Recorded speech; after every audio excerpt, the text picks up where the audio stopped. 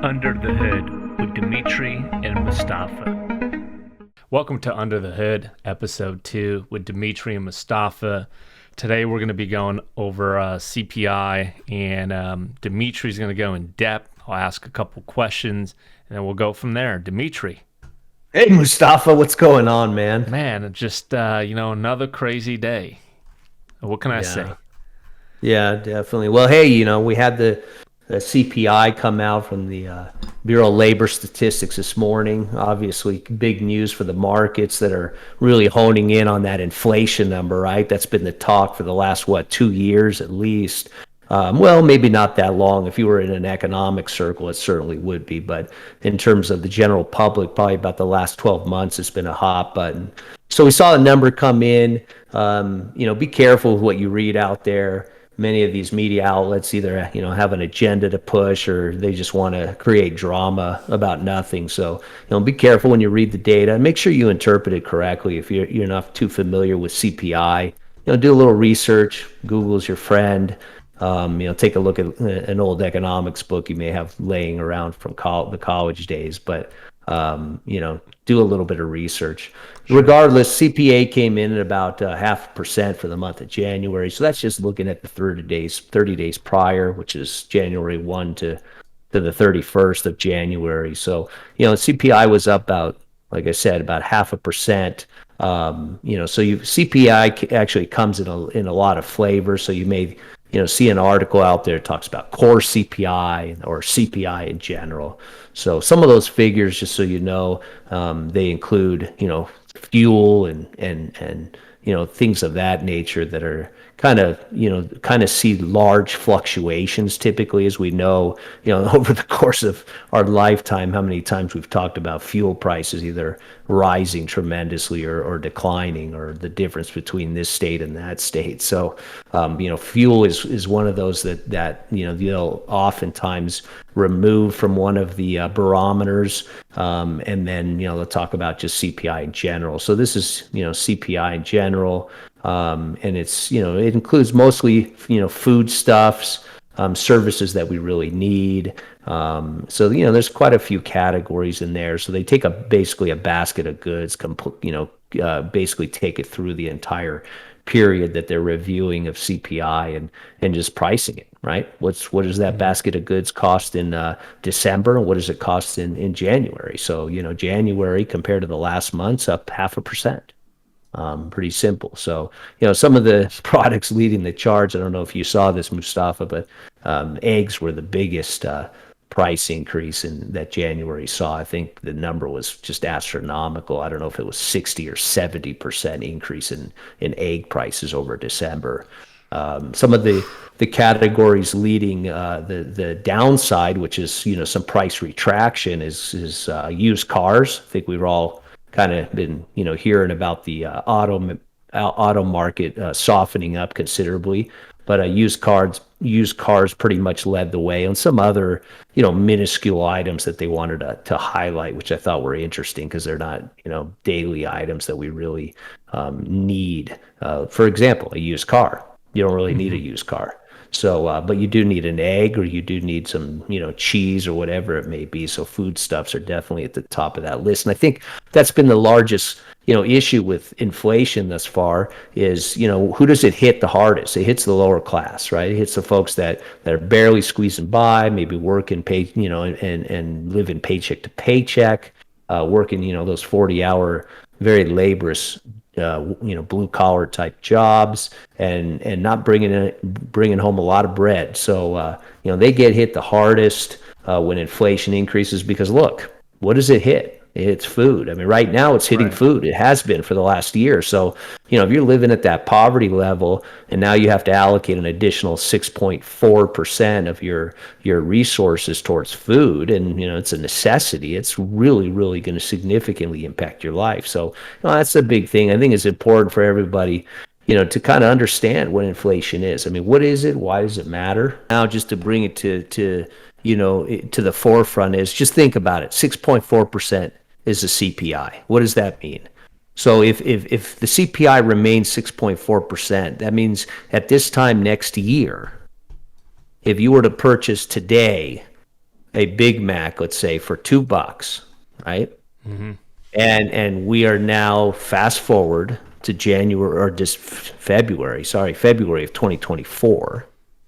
That same Big Mac, okay, that was $2 last year, okay, is now going to cost you what? It's going to cost you $1.12.8. So let's just round it up and say it's going to cost you, or sorry, not a dollar, $2.13. Yeah. So it's going to cost you 13 cents more, right? Because 6.4% of $2 is, is basically, $2.13.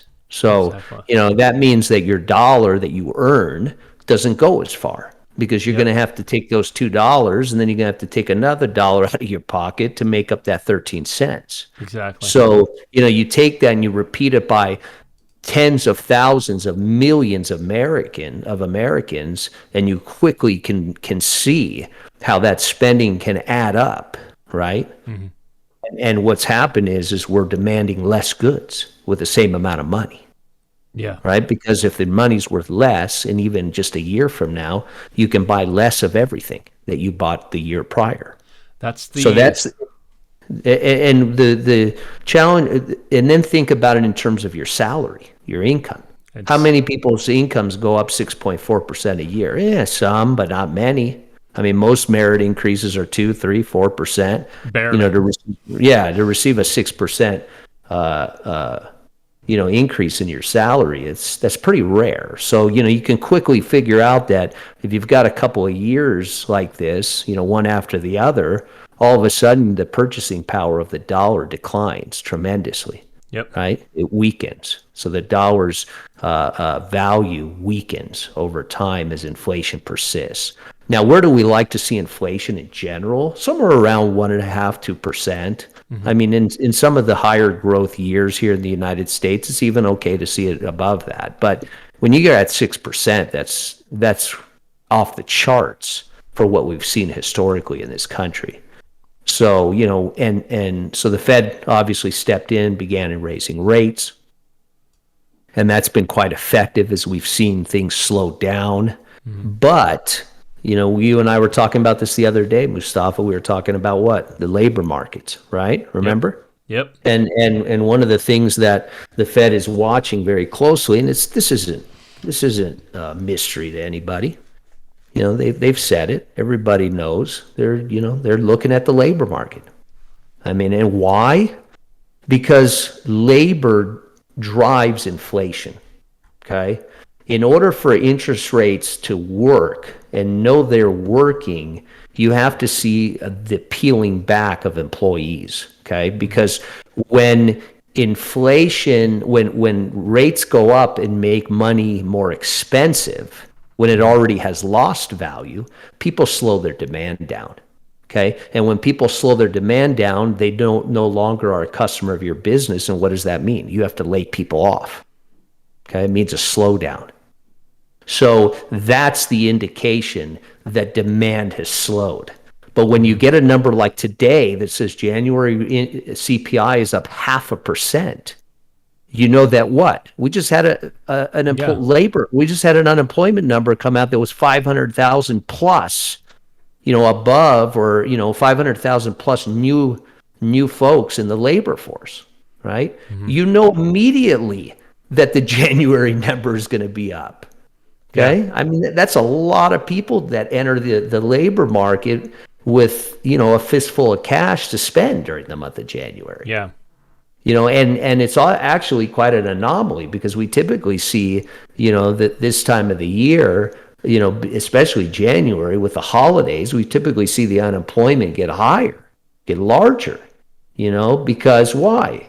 Holiday season, some of these employees, they're either temporary, so we see unemployment get hit a little bit there, but also, it's the beginning of the year. Lots of layoffs happen in December. Lots of layoffs happen in January. Yeah, you get to February, and there certainly are going to be more, but they slow down. I mean, we all know, being in corporate America, that October, November, December, January, February, when people get their bonuses, they cut out.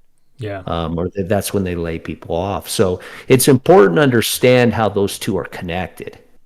So when the Fed is raising rates, in an attempt to lower CPI, which is currently at 6.4, okay? In order for for the Fed to deem those rate hikes effective, demand must slow, right? Because they're raising the Yeah. cost of money, Yep. okay?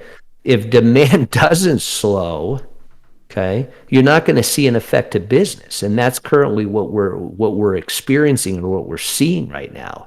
When inflation is beginning to be controlled, okay, that means that companies will start feeling a pinch because Mhm. demand is slowing because I no longer can buy those two cheeseburgers. I can only buy Exactly. one and a half. Okay. And now McDonald's has to do what? Lay people Lay off. off. Yeah. So until we see the labor market softening, and that is going to be a significant indicator for anybody that follows the markets, So okay, is when we start to see labor softening, that means we've got an issue. And Mustafa, what have we seen over the course of the last, 8 to 16 weeks on a almost weekly or almost daily basis? What have we seen on Wall Street? The announcement of layoffs, right? mhm, mhm. Whether it's Disney, whether it's Amazon, whether it's Yahoo, whether it's Google. Many of these are white collar type, jobs that are being laid off, but it's these tech companies, these and many very cutting edge in the EV space. In like I said, technology based cutting edge companies are laying a ton of people off right now. you Microsoft, I mean, it doesn't end.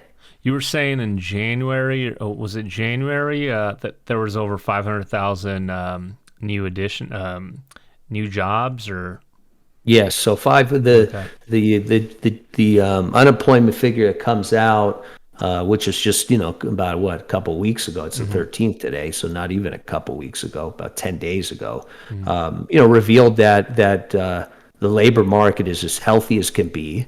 We had 500,000 new jobs, and or people 500,000 come off unemployment and be fully employed. Sure. So, it's just crazy to think that, I mean, inflation or the rising interest rate environment is supposed to have the impact of slowing the economy down. Okay. Now, has it and does it continue to slow the economy underneath where many of us can't see under the hood? That's what's going on right now. It's what's Yeah. going on right now. Yeah. I mean, we're seeing that, starting to see cracks. We're starting to see the labor market soften. So finally, it's beginning to have its effect. But the thing is the Fed knows and has realized that they got to keep putting the pressure on. We're getting 6.4% CPI when we Hmm. got 0.5% in the month of January. I mean, what happens? Let's say hypothetical. Let's say February comes and we got a zero point 0.7 number. Now we're in trouble. And this is when the Fed steps in and throws another half point out there, and the markets are unprepared because I would say right now they've got a quarter point baked in for the foreseeable future. But if the Fed throws a half point in there, all hell's going to break loose. Hmm. Because the point is we got to see demand slow down. Until demand slows down, we will continue seeing inflationary pressures. And when you think of things like the used car market, think about a used vehicle or an automobile in general. It's probably the second most expensive item that most people on this planet, in particular here in the United States, purchase, right? Yep. The most expensive is going to be our house. But outside of that, yeah, maybe you buy your spouse a $38,000 diamond ring. I don't know about that, but the majority of people, it's an automobile. So what do you see there? The it's getting more expensive, right? Interest rates are up. It's a high priced item already. It requires a lot of income.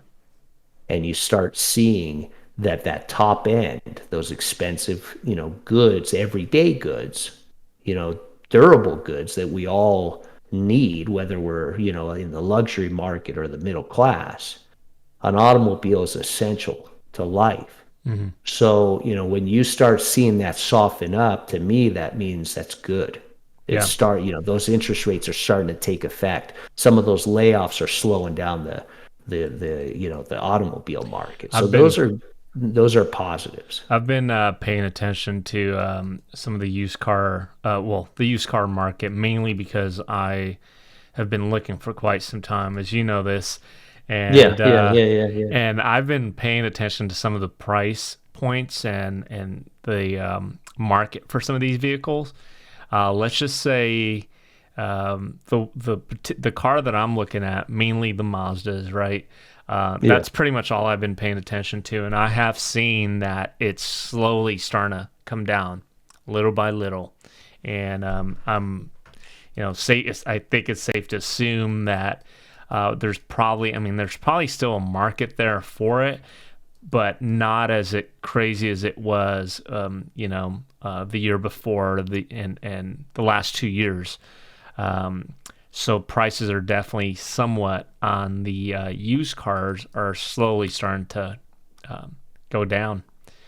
Yeah. Um, Well, you had really the car market to me is demand spiked for multiple reasons, but I would say one of yeah, the biggest reasons was, the whole isolation, quote unquote isolation case when COVID was running rampant, sure, right? So what did people want to do? They wanted their own car that they could drive places. They didn't want to drive with other people. They didn't want to rely on friends. They no longer wanted to use public transportation. So you saw a huge spike in demand for automobiles, period. And that continued on beyond that knee-jerk reaction at the beginning of COVID when stimulus checks started going out, right? Business owners started buying cars. Everyday people were getting, tax breaks, right? We were getting tax breaks for a couple of it's years. true. Then we're getting, inflation checks from, different states and this, that, and the other. So, that stimulated the automobile market even further.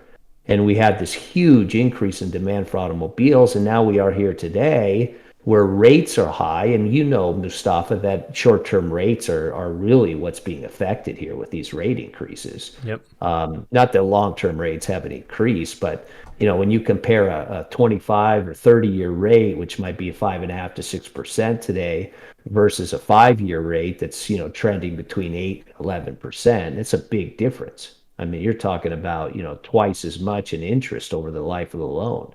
When you look at a 5-year deal. So you look, cars are 5-year money. The rates are going to be high. They've been going up. They're going to continue going up. So, that's really crushed demand. And it's good to see, right? What's going to happen is we're going to see some dealerships fail like we did in 2007, 8, and 9, right? Same thing happened. We may even see the auto loan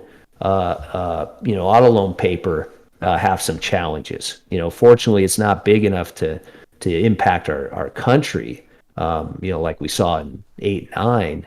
But it's still, I think it's $1 trillion business, the automobile loan paper market. well, So, that's pretty significant. what do you think about this? So I, on it in an article, it talked about how the automobile industry, especially the new car dealers, may start rolling back the 0% interest rates. I think already Hyundai, I could be wrong, is doing it, but I may be 100% incorrect. But they were saying it may come down to that where they'll start reintroducing 0% interest rates for 36 months to 5 years or 60 months. And that may encourage more people or encourage demand to go up or may entice people to buy. What are your thoughts on that? Yeah, I mean, I think so. The thing is anything when you lower the price of money, you typically it's gonna be followed by additional demand. Yep. Most of those types of specials or bonuses or whatever you want to call them, they typically they'll have a life, a term that they will, increase demand. And then after that, kind of just normalize out, and that's it. But Sure. certainly 0%. We've seen 0% down in the automobile market for many, many years until Yeah. recently, right? I mean, that was pretty much how they finance vehicles. Now, what that does is think about this, though. Does that help the domestic or the international manufacturers, right? Because domestic guys here are borrowing money for what? Pretty high rates. But you got to compare to that to their international counterparts. So, does Hyundai, for example, as you mentioned, the manufacturer out of South Korea, do they, are they able to borrow money at a lower rate than GM is? And then when they extend that 0%, do they make a little bit more money and potentially get an edge? Right, on General Motors or That's a good whomever their point. competitors are. Yep. So now we've got an international dynamic going on too that's at play here. In terms of competition, in terms of national security, in terms of all those other things that are going on in the world outside of economics or money and banking and finance. But think about those things. It's quite interesting. How the game will be played in an inflationary environment like we have here in the United States. I mean, we saw today, Ford's having some issues, at a battery plant, so they're shutting it down. I don't know if you saw that, Mustafa. I So that was was not pretty, aware. Yeah. yeah, pretty big news. It's going to be interesting to just see in general how these EVs play out over time, how they do. There's so many companies involved, battery companies, this, that, and the other. But real quickly, man, back to inflation. I think that's it. Just bring it to reality. Think 6.4 was the number today, and 6.4 cents more it will cost you for per dollar you spend next year if this continues. And I think the other thing that's important, if you continue to read some of these articles, is they talk about the December number, and the December number was 0.1%. And I recall hearing it, and I was pretty shocked. We did come to find out that the holiday season was extremely weak this year from a retail perspective, but that number was negative zero point 0.1 December. It actually went down. I don't know if I said that, but it was down 0.1%, and that's when the market turned around. Mustafa, you were telling me you had some friends say, "Hey, man, year to date, the S&P's up." Yeah, well, that's why the market's turned around. That was, I think, right before the holidays, that they or right. Right, sorry, not this is the holidays, right after, right, the CPI comes out, like does today, the 13th. I don't know what day exactly. I think it's based on a day in the month, just like unemployment is. But regardless, it comes out the second week of January, and the markets rally. Minus zero point 0.1. Holy smokes! Inflation is in reverse. We're actually clawing back here, which is good. Well, if you read the article, they revised the December number up to 0.1, so it wasn't negative. Okay, it was actually an increase of 0.1. I know it's a small number, but it's still an increase. Yeah. In order for us to cut back on CPI, we can't have increases. Yeah, we could have 0.1s, I guess, all year long. You certainly don't want a 0.2 in this stage of the game, but anything more than that is inadequate. So when you see a half a point, just think about it. I mean, you got to somehow advance 12 months and either dump that 0.5 or hope you've got a bunch of 0.1s between now and the end of the year, which is highly unlikely. Yeah. So, remember that December was revised up. So actually we did see some inflation. Does this in happen? December. Does this happen often where they put a number out there and then the number gets readjusted? As far as December goes, it was negative, and then now we're finding out that it was adjusted to an increase of 0.1. Yeah, so the revisions are quite common, Mustafa, with all economic data. We see them with unemployment all the time. So yeah, especially in unemployment, it's very typical. But these numbers get revised quite often. It's not a anomaly or something that's very rare. It happens. So but yeah, no, good question. Best thing to do is not to have a knee-jerk reaction when you hear the number, but to wait it out, I'm assuming. Yeah, I mean, the markets kind of get rattled either way it comes. It's like either Yeah. sell the news or, or buy into the market. But, typically, try to stay away from making those type of knee-jerk reactions. Let others do that, and then you can follow on with your decision after see the mess that they've created. But in terms of inflation, just stay hardy on it. You keep watching the number. It's very, very important. And then, like I said, until we see that monthly number at point 0.2, preferably less than point 0.2, we're not out of the woods. And after Gotcha. throwing up a half percent for the month of January, for certain that we're headed to probably 10% on the prime rate, which we currently sit at 7.75. But we know we're going to get another quarter point next month, or at the end of this month, I believe it is, and or maybe a half.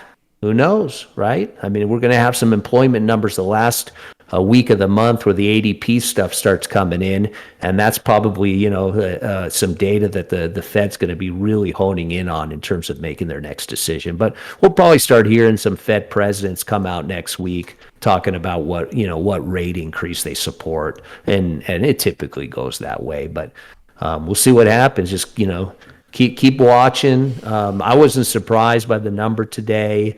After seeing the unemployment number, Yeah. peel itself back even further. The labor markets are super healthy. Wasn't surprised whatsoever. And I think I've been telling you, Mustafa, that I wouldn't be surprised if we see a couple months here and there where it really rears its head. And I think, anything above really point 0.2 right now, point 0.3, that's not going to get us out of this mess. Yeah. So just continue to expect resiliency from the Fed, and continue to just continue to be aware of where inflation is going for many reasons, even just beyond investing and those types of things. But that's really it on inflation, man. The only other thing I'll say is, I think we should have discussed a bit is, higher prices means less for everything else. Mm-hmm. And one of the real cancers of CPI is the slowdown in savings. Okay. And that's a problem, especially if you want to remain, the leader in this world. You need to ensure that there's savings, because savings leads to investment. Right. So if there's more money that has to go towards your hot dog to eat every day, you're going to have less money to save, period. And you multiply that by 300 million Americans, and you're talking about billions of dollars. So, that's why inflation is so important to control. We saw that in the early 80s, and here we are again. In just a short period of time, we saw inflation increase, at least in 1980, 81, 82. Yeah. It had been 15 years in the making. Here we made it in about 2.5 years. So anyway, Yeah. Mustafa, good discussion this evening. I think, with these types of events and data releases are top of mind for many folks out there. Just from a household perspective or, the future, everybody's kind of, jittery right now. No one wants to make a move, and that's not good, right? We all need to continue to live in our life and spending our way into debt forever. Yeah. I It's mean, not that piece, but what I'm saying is yeah. we got to start getting used to these higher rates and continuing to move our life along. And I think we'll get there, but we still have a long road ahead. I think I shared with you just the other day that, I've been a believer since about the beginning of the fourth quarter last year that the markets will trade in a range throughout 2023. I think we're seeing that. Yeah, we saw a little blip in January, but that's already fizzling away. Last week market was down. It was a little up yesterday. Today it was down again. I expect it to continue.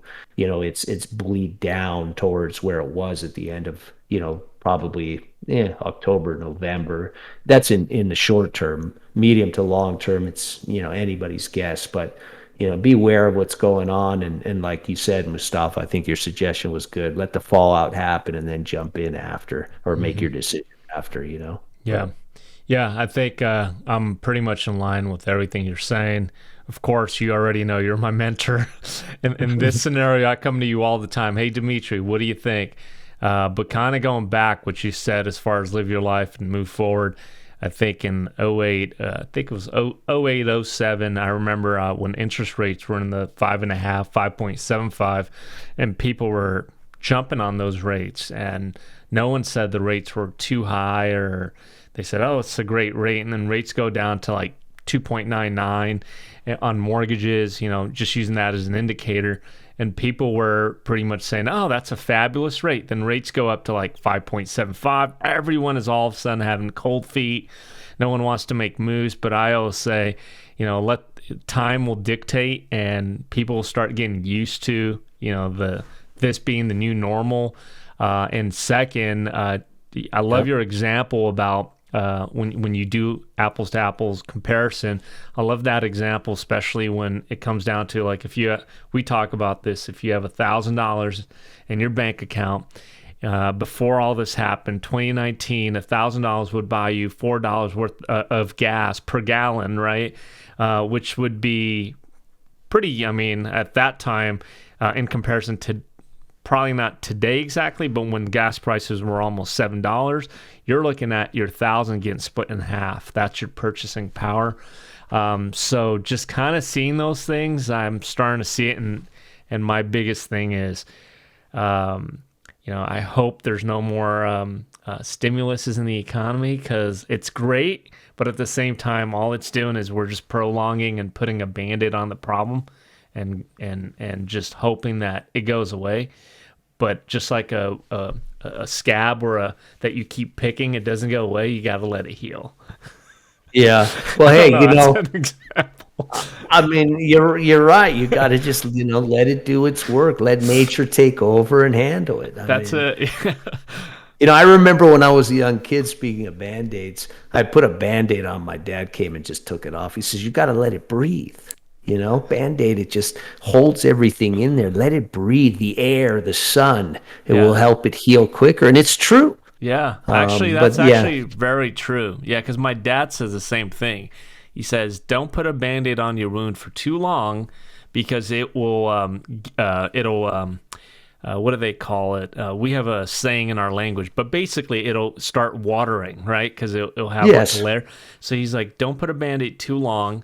For that reason, you got to leave it open. So the Band-Aid is only meant to, like, get you through, whatever it is you're doing at work. And then after you're done with those activities, you should let it sit open, so yeah, with you. Yeah, no, I got it, man. But yeah, hey, even in our business, Mustafa, we've seen where rates have come and gone real quickly, and the effects that, the Fed's hikes, to the Fed funds, what they've resulted in our business. So, I think, many of us kind of know what's going to happen over the course of the next year, not in, details, but kind of in general terms.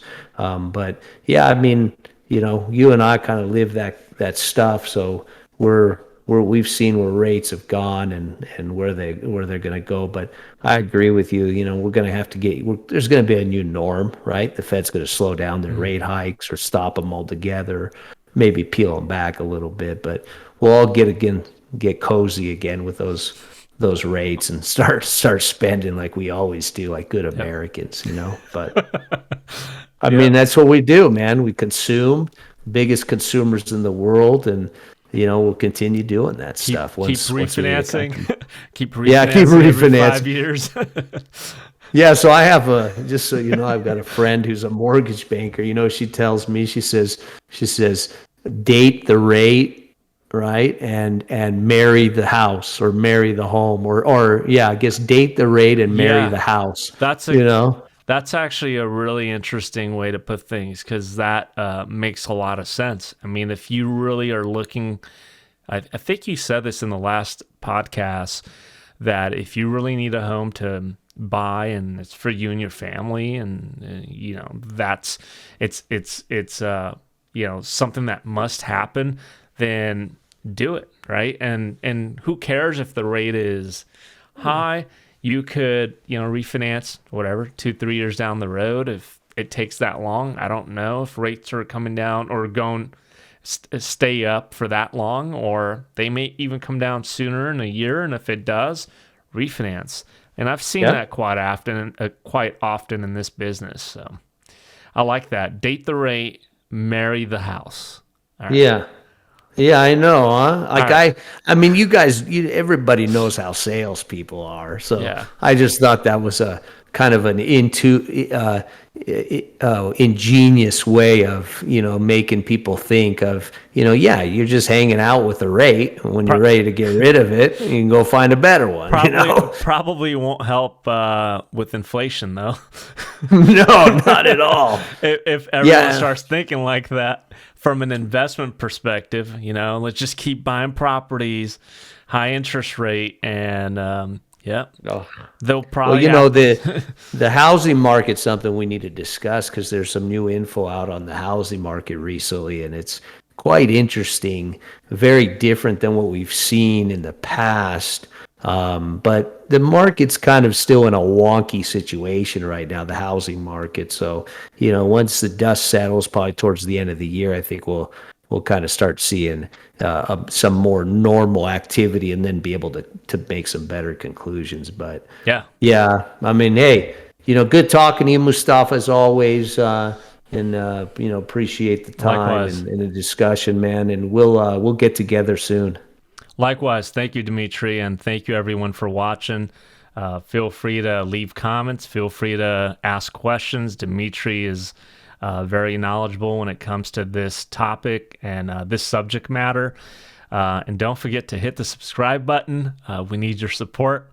So that way we can do this more often, and hopefully we can start sharing more data on a day-to-day or weekly basis. Thank you.